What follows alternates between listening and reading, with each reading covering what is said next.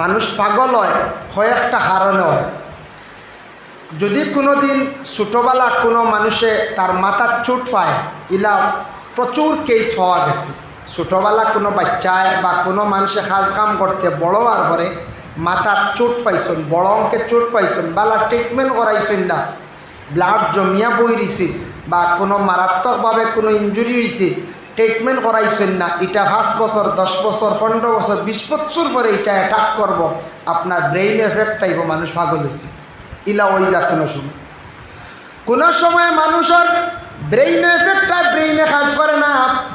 Brain মানুষের পিছন দিকে থাকে, মগজ মানুষের ঠিক মাথার উপরে আল্লাহর যাতে দান করছে, যার জন্য ব্রেইন নষ্ট হয়। কোনো সময় অধিক মানুষের চিন্তার সম্মুখীন হওয়ার পরে, হয়তো বিবাহর আগে চিন্তার সম্মুখীন হয়েছে, নতুবা বিবাহর পরে চিন্তার সম্মুখীন হয়েছে। অধিক চিন্তা করতে করতে কোনো সময় মানুষের ব্রেইন এফেক্ট হয়ে যায়, তখন মানুষ পাগলের বেশে রাস্তার মধ্যে মানুষ ঘোরাঘুরি করে। মানুষে পাগল বলিয়া তারে মানুষে ঘৃণা করে, অবহেলা করে। এটারটা কি কোনো সময় মানুষের ব্রেইন এফেক্ট আই যায়। চোট পাওয়াটা কি হয়, এটা ডাক্তারগুলোর সাজেকশন।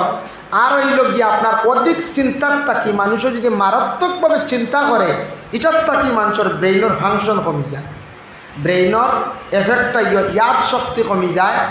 অধিক চিন্তাও মাথা আনতাম না, চিন্তা একটা থাকবো না, কমবে সবরও থাকবো।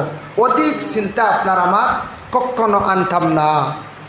দুরূদ শরীফ সব পড়ত, আল্লাহুম্মা সাল্লি আলা সাইয়্যিদিনা